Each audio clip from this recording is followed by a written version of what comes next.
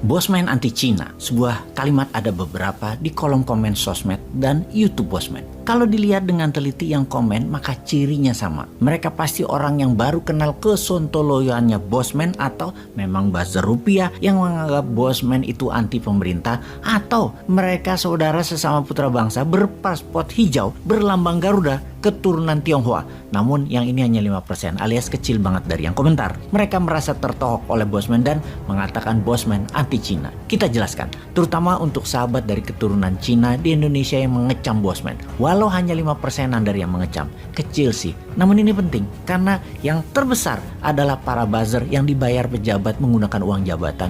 Juga di belakangnya ada para taipan. Buzzer ini kita nggak pedulikan, mereka sampah. Mereka akan kena tulahnya sendiri ketika pejabat-pejabat yang mereka lindungi pada nggak jabat lagi atau pensiun. Habis aja mereka para buzzer ini. Kita kembali ke topik. Sekali lagi, pernyataan Bosman anti Cina harus diluruskan. Sungguh secara pribadi pernyataan Bosman anti Cina itu menggelitik rasa patriotik nasionalisnya si Sontoloyo ini. Ini adalah framing yang dibuat buzzer. Karena memang buzzer tugas utamanya adalah membelah-belah dan membuat orang yang dianggap musuh pejabat yang sedang berkuasa saat ini harus dibenci oleh masyarakat semua. Dan yang paling gampang adalah menggiring opini kesukuan. Jadi di sini kita menjelaskan beda Tionghoa, Chinese, Cina, dan Tiongkok. Bosman selalu mengatakan dan memilih terminologi Tiongkok dalam narasinya karena sungguh Bosman ini anti cara Tiongkok bernegara dan Tiongkok yang dimaksud adalah negara Tiongkok. Bosman anti strategi luar negeri negara Tiongkok sebagai negara yang menjajah ekonomi sebuah negara, mengeduk bahan alamnya, dikemas dengan narasi seakan ini bisnis murni. Namun sangat setuju untuk Indonesia meniru membangun ekonomi dengan meniru strategi dalam negerinya negara Tiongkok. Kalau ras, ya gila aja kali kita anti sesama ras. Kita sesama homo sapien. Kita ini humankind. Kita ini pro-life. Sungguh, Bosman tidak anti ras Cina atau Tionghoa. Apalagi kepada sesama pemegang paspor hijau berlogo Garuda Pancasila. Berkali-kali Bosman mengatakan hati-hati dengan strategi negara Tiongkok dengan obornya. Hati-hati dengan soft powernya negara Tiongkok. Itu harus, sekali lagi, hati-hati. Karena kalau tidak hati-hati dan tidak paham geopolitik negara Tiongkok, Indonesia bisa seperti katak dalam panci yang sedang direbus hidup-hidup. Indonesia tidak akan terasa di awalnya. Sampai tahu-tahu ngambang aja, mati aja. Mau bukti, 7 tahun Tiongkok berkontribusi di Indonesia misalnya, membangun nikel di Sulawesi, membangun power plant batu bara, infrastruktur, jalanan, kereta api. Apakah membuat Indonesia menjadi negara superpower? Kita buktikan dengan pertumbuhan GDP per kapita 2014 adalah sekitar $3.800. Sekarang 4.300 alias hanya naik 12% atau tidak sampai 2% setahun.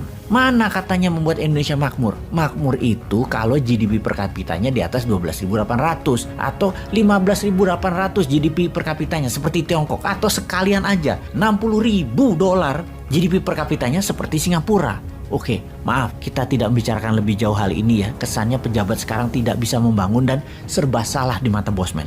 Sesungguhnya Bosman yang sontolo ini, yang orang bodoh ngaku pinter ini, hanya ingin mengatakan Indonesia itu Ferrari. Kenapa hanya digas 30 km per jam sih? Pada bisa nyetir nggak sih? Sungguh banyak cara untuk membuat Indonesia berdaulat dan hal itu yang dibengok-bengok oleh Bosman. Dari teori sampai praktek yang dibuktikan walau skala kecil-kecilan di usaha pribadinya Bosman. Nggak pakai uang negara, nggak pakai uang Pemda. Itu yang bikin gregetan.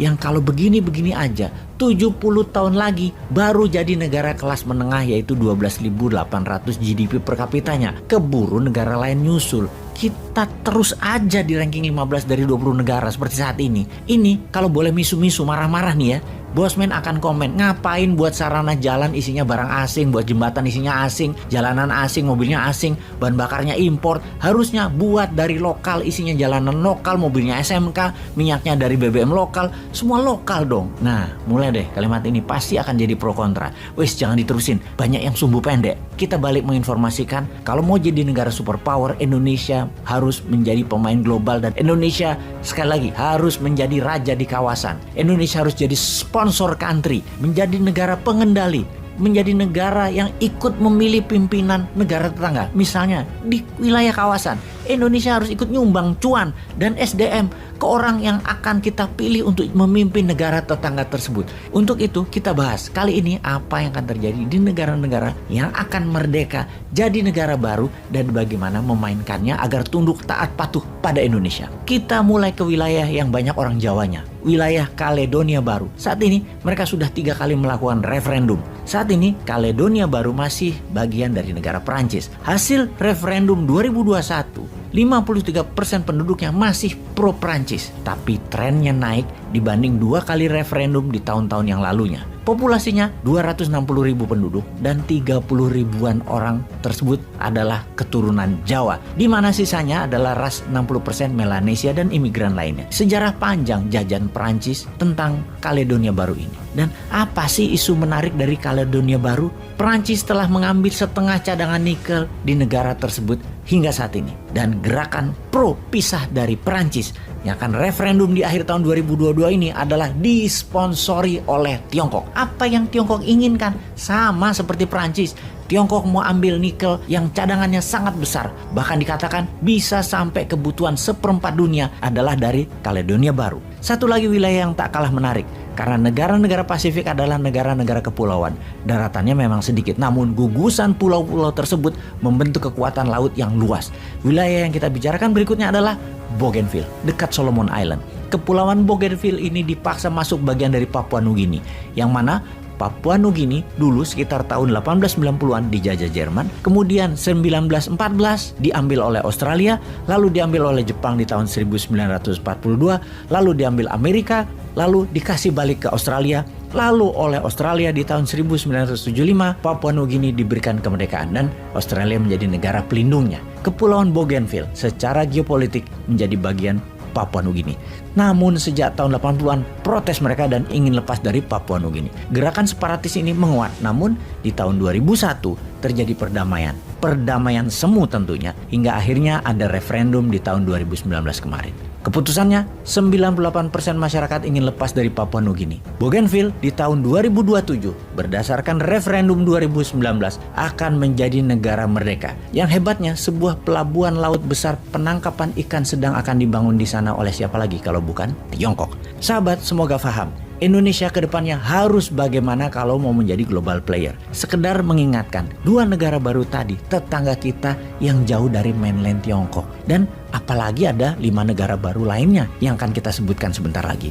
Jangan-jangan Indonesia hanya bengong doang wondering what happened, aya naon.